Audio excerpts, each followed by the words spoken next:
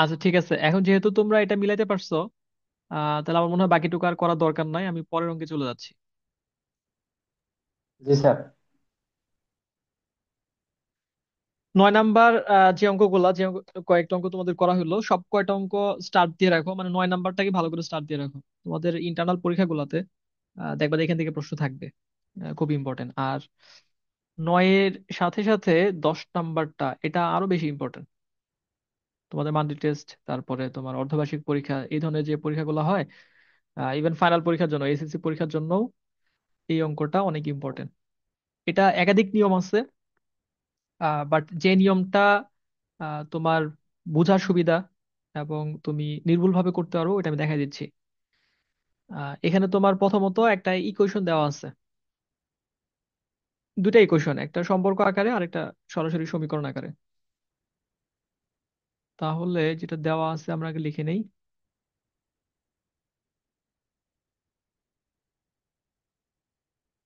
a² + b² = 1। এটা এ এবং বি এর মধ্যে একটা সম্পর্ক বলতে পারো, এ বি বিলংস টু আর। বাস্তব সংখ্যা মধ্যে আছে দুইটা এমন সংখ্যা, তাদের বর্গের সমষ্টি 1, এটা দেওয়া আছে। এটা আমরা ব্যবহার করবো, এই সমীকরণটা বা এই সম্পর্কটা আমাদের ব্যবহার করতে হবে। কোথায় ব্যবহার করব? আমাদের দেখাইতে বলছে এক্স এর একটি বাস্তব মান, আরেকটা যে সমীকরণ আছে, আরেকটা সমীকরণ কোনটা, এই যে 1 - ix/1 + ix =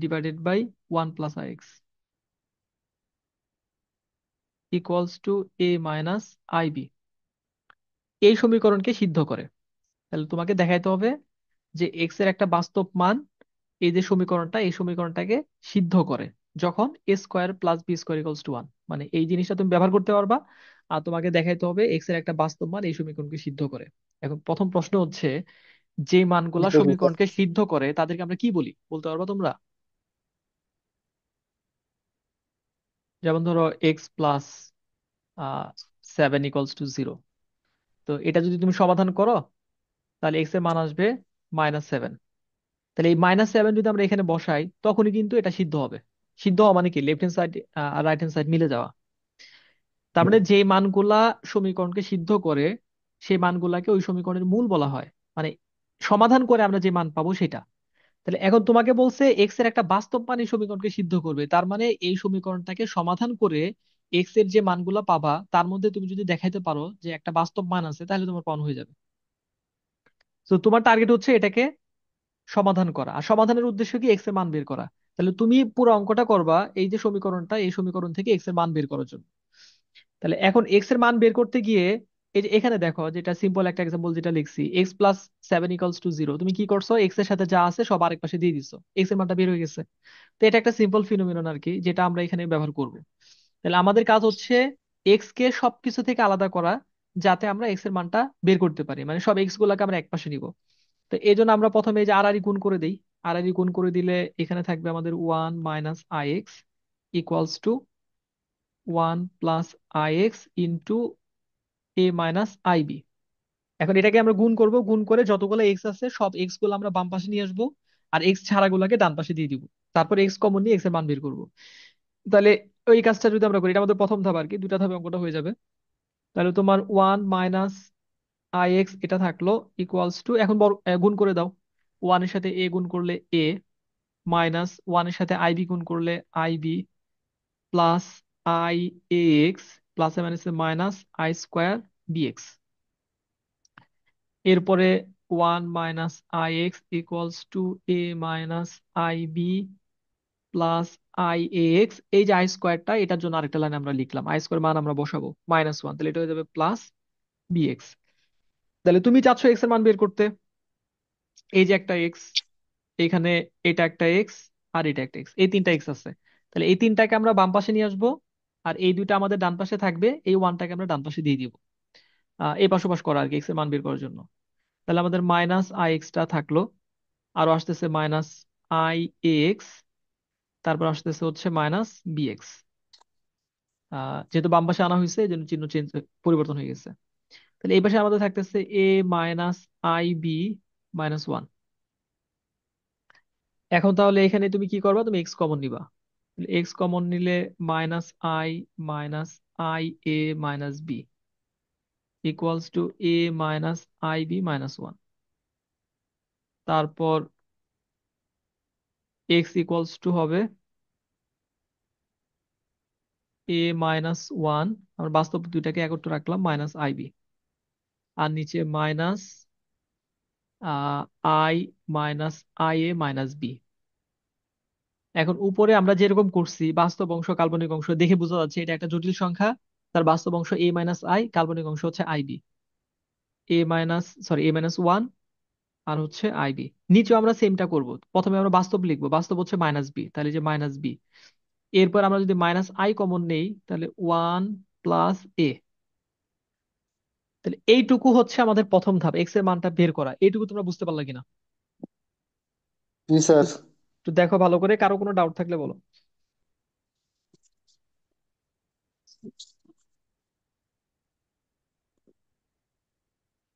তো প্রথম ধাপে আমরা এক্স এর মান বের করছি, দ্বিতীয় ধাপে আমরা দেখাবো এই মানটা বাস্তব। তাহলে এখন আমাদের টার্গেট হচ্ছে এই যে যা আসছে এক্স এর মান, এটাকে বাস্তব দেখানো। তাহলে এই ক্যালকুলেশনটুকু যেটুকু করা হয়েছে এটুকু খাতায় লেখো, আর এর মধ্যে কোনো সমস্যা থাকলে বলো, কোনো জায়গায় বুঝতে পারো নাই, কেন এই কাজটা করা হলো সেটা বুঝতে পারো নাই। মানে আমাদের টার্গেট হচ্ছে এই সমীকরণটাকে সমাধান করা, এক্স এর মান বের করা। তাহলে এক্স এর মান বের করা সহজ হয় হচ্ছে আর আর গুণ করে এক্স গুলাকে একপাশে নিয়ে আমরা এক্স কমন নিছি। বলো, এখন বলো। চতুর্থ লাইনে যদি মাইনাস ওয়ান দ্বারা গুণ করে দিতাম স্যার, সবটি প্লাস বানাইতাম। সবগুলো তো প্লাস হবে না তোমার। যেটা প্লাস আছে ওটা মাইনাস হয়ে যাবে তোমার এই লাইনে না। এখানে যদি তুমি গুণ করে দিতা তাহলে এটা, এটা হ্যাঁ ওইটা করা যেত, কোনো সমস্যা নাই। এটা প্লাস হয়ে যেত, এটা প্লাস হয়ে যেত, এটা প্লাস হয়ে যেত, এটা আবার মাইনাস হইতো, এই দুইটা প্লাস হইতো। ওই কাজটাও তুমি করতে পারো, কোনো সমস্যা নেই, ওইটাও করা যাবে। আর কারো কোনো প্রশ্ন, বলো।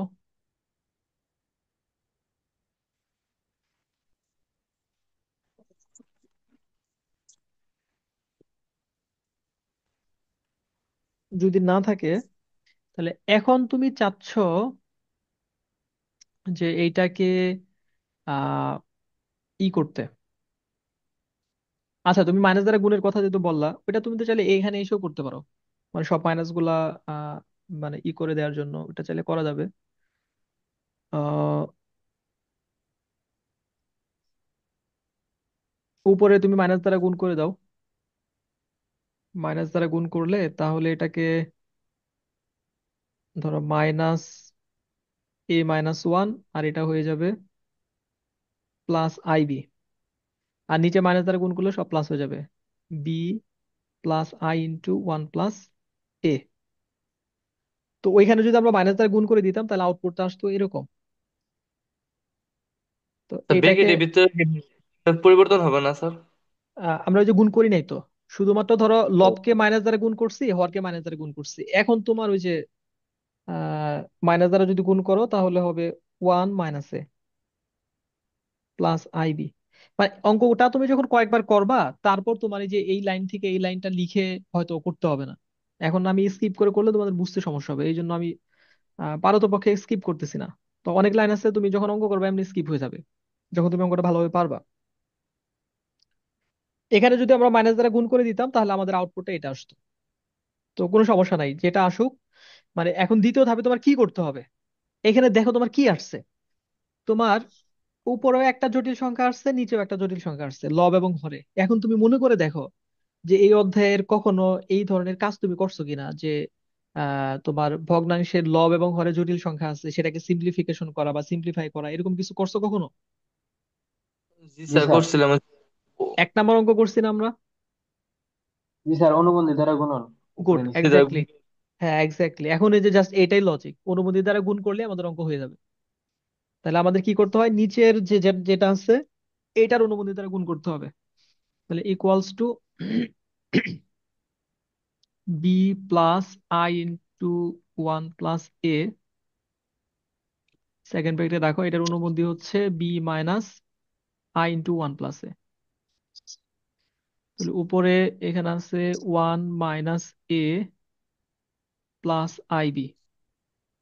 তাহলে এটাকে গুণ করব B minus I into one plus A. তাহলে এটা করলে নিচে হলো এ স্কোয়ার মাইনাস বি স্কোয়ারের ফর্মুলা আসবে, A plus B into A minus B. তাহলে A square minus B square. B বলতে হচ্ছে আমাদের I into one plus A, তাহলে ওটার স্কোয়ার। আর উপরে আমরা ওয়ান মাইনাস এ কে গুণ করব, মানে দুইটা দুইটা গুণ, এখানে গুণ করতে গিয়ে অনেক সময় তোমরা একটু ভুল করো। আহ প্রথমে ধরো ওয়ান মাইনাস এ, এটার সাথে গুণ হবে বি এর, আবার এটার সাথে গুণ হবে এই অংশটার, এই যে এইটুকুর। তারপরে আমরা আবার কি করব, তারপরে আমরা আবার এই যে আই বি দ্বারা গুণ করব, এটা দ্বারা গুণ করব বি এর সাথে, এটা দ্বারা গুণ করব এই অংশটার সাথে। মানে দুইটা দুইটা সংখ্যা যেভাবে গুণ হয় ওইভাবে গুণটা একটু কেয়ারফুলি করতে হবে। তাহলে প্রথমে ওয়ান মাইনাস এর সাথে বি আমরা একটা গুণাকারে লিখি, তারপর গুণ করব। B into one minus A, তারপরে মাইনাস, প্লাস মাইনাসে minus, I into one plus A, তার সাথে গুণ করতেছি ওয়ান মাইনাস এ, প্রথমটার সাথে এই দুইটা গুণ শেষ। এরপর দ্বিতীয়টা plus I B into B, প্লাসে মাইনাসে মাইনাস আই বি ইন্টু, এইটা আই দুইটা লেখার দরকার নাই, তাহলে I square B into one plus A. এই লাইন থেকে এই ওইখানে লাইনটা যদি বুঝতে স্যার পারলা কিনা? এক স্যার ওইখানে যদি একবারে গুণ করে দিতাম। কোনো সমস্যা না, আমি এটা তোমাদের বলছি, মানে এই যে একটু আগে কিন্তু বলছি যে আমি একেবারেই ভেঙে ভেঙে লিখতেছি যাতে তোমাদের কোথাও বুঝতে সমস্যা না হয়। ক্যালকুলেশন ধরো তুমি যে ইটা, এখানে এক দুই লাইন তোমার এমনিতে স্কিপ হবে, তুমি যখন অনেক ভালোভাবে পারবা কোনো সমস্যা নাই। তুমি যদি একবারে গুণ করে দিতে পারো, এখানে গুণাকারে লিখছি, তুমি এখান থেকে একবারে গুণ করে দিতে পারতেছো, দ্যাটস ওকে, যদি মানে নির্ভুল ভাবে সেটা হয়। বুঝতে পারছো? জি স্যার। বাট আমি স্কিপ করে করলে তোমাদের মধ্যে কোশ্চেন রেজ হবে অনেক বেশি, যে কারণে একেবারেই ভেঙে ভেঙে করতেছি। তোমরা এক দুইবার খাতায় লিখবা, তারপরে তুমি নিজে বুঝতে পারবা যে কোন অংশটা তোমার লিখতে হবে, কোন অংশটা লিখতে হবে না, বা দুই একটা লাইন এমনিতেই কমে যাবে।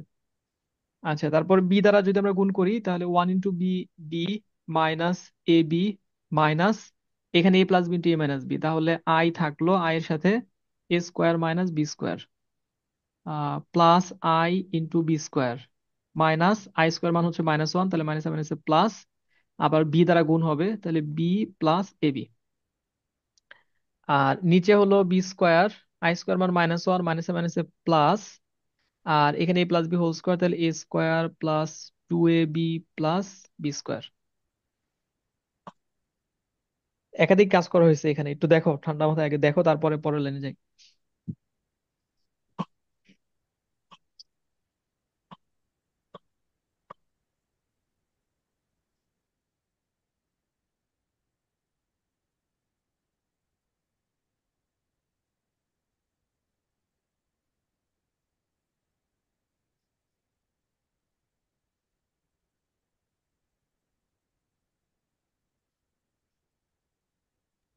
লাইনটা স্যার একটু বুঝাই দিতেন। হ্যাঁ হ্যাঁ, ওটাই বললাম যে এখানে মাল্টিপল কাজ করা হয়েছে। কেউ বুঝতে পারছো? মানে এই লাইন থেকে এই লাইনটা কারো ক্লিয়ার হয়েছে? কে কে ধরতে পারছো দেখি? জি স্যার, আমার ক্লিয়ার হয়েছে। সীমান্ত, আচ্ছা। না, আমি ফার্স্ট বলছি। জি ঠিক স্যার আছে দেখো, ক্লিয়ার হয়েছে। হ্যাঁ, ঠিক আছে দেখো, আমি আবার বলতেছি। এখানে ফার্স্ট হচ্ছে আমরা গুণ আকারে লিখছি, এই লাইনটাতে কিন্তু আমরা কোনো গুণ করি নাই, শুধু যার সাথে যার গুণ তার সাথে তাকে লেখা হয়েছে। যেমন এ মাইনাস ওয়ান মাইনাস এর সাথে বি, এই যে B into one minus A, তারপর ওয়ান মাইনাস এর সাথে minus I into one plus A, ওটা লিখছি। ওয়ান মাইনাস এর সাথে minus I into one plus A, তারপরে আই বি এর সাথে B, I B into B, তারপরে আই বির সাথে যে এটা I into one plus A, তাহলে আই আই আই বুঝতে স্কোয়ার পারছি। B into one plus A. এর পরের লাইনে এসে আমরা গুণ করলাম, বি এর সাথে এই দুইটা গুণ, তাহলে বি ইন্টু ওয়ান বি, এই যে minus B into A A B. ঠিক আছে, এই যে বি এর সাথে এই দুইটা গুণ হয়ে গেল, এই যে দুইটা অংশে। তারপরে তোমার এই যে স্যার মাইনাস, এই যে মাইনাস, এরপরে আই আই, এই দুইটাকে গুণ করছি, এ plus B into A minus B, দেখো ওই ফর্মেটে আছে, তাহলে A square minus B square, এ মানে এখানে ওয়ান, বি মানে হচ্ছে এখানে এ, তারপরে প্লাস এখানে আই এর সাথে বি ইন্টু বি, তাহলে আই বি স্কোয়ার, এরপরে মাইনাস আই স্কোয়ারের মান মাইনাস ওয়ান, তাহলে মাইনাস মাইনাস ওইটা প্লাস হয়ে গেছে, আই এর কাহিনী শেষ। বি গুণ হয়েছে ওয়ান এর সাথে বি, বি গুণ হয়েছে এর সাথে এ বি, আর এই মাইনাসটা তো চলেই গেছে, এই জন্য চিহ্ন প্লাস। আচ্ছা, আমার মনে হয় এখন তোমরা বুঝতে পারছো। জি এখন এই স্যার। জায়গায় দেখো তোমার কিছু ক্যান্সেল হচ্ছে কিনা, এই যে প্লাস এবি চলে যায়, আর এখানে আপাতত আমরা ক্যান্সেল করতে পারতেছি না। তাহলে আমাদের উপরে বি এর সাথে বি গুণ হয়ে হবে, যোগ হয়ে হবে টু বি মাইনাস আই, যদি আমরা কমন নেই তাহলে ওয়ান মাইনাস এ স্কোয়ার, এখানে মাইনাস আই কমন নেওয়া হয়েছে, তাহলে হয়ে যাবে মাইনাস বি স্কোয়ার। আর নিচে A square plus B square, ওই যে আমাদের একটা সম্পর্ক ছিল শুরুতে, A square plus B square মান 1, সেই সম্পর্কটা আমরা এখানে ব্যবহার করব। তাহলে যে এ স্কোয়ার আর বি স্কোয়ার এই দুটা মিলে হচ্ছে 1 + 1 + 2a, তাহলে equals to 2b minus I into এইখানে আমাদের সেকেন্ড ব্র্যাকেটে আমরা যাব, তার কারণ হচ্ছে এখানে আমরা কমন নিব মাইনাস। তাহলে মাইনাস কমন নিলে এ স্কোয়ার প্লাস বি স্কোয়ার, নিচে 1 + 1 2 + 2a equals to 2b minus I into 1 - 1, এখানে 2 কমন নিলে 1 প্লাস a, 1 - 1 তো 0, তাহলে 2b minus I into 0 divided by 2 into 1 plus a equals to 2b divided by 2 into 1 plus a, 2 two কাটা যাবে, b divided by 1 plus a। দেখো এখানে কোনো I নাই, আই নাই মানে এটা বাস্তব, তাহলে যা বাস্তব। তো অঙ্কটা আমি অনেক ইলাবোরেটলি লিখছি, ক্যালকুলেশন গুলা যে কারণে তোমাদের কাছে বড় মনে হইতে পারে, তুমি 1-2 বার করবা, করে দেখবা যে আহ মানে অতটা এরকম মনে হচ্ছে না আর কি, খুব অল্প সময়ের মধ্যে করতে পারতেছো।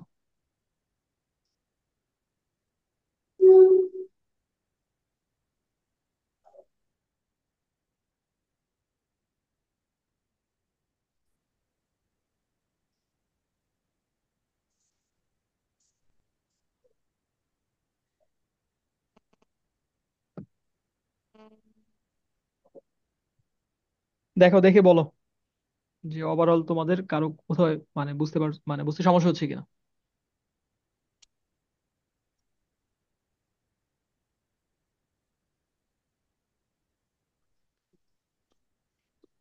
বুঝতে পারছি স্যার।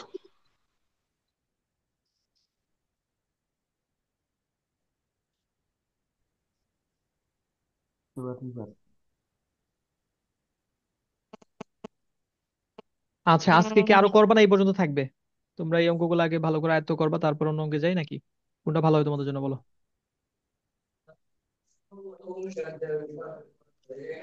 আজকের মতো স্যার থাক এই পর্যন্ত।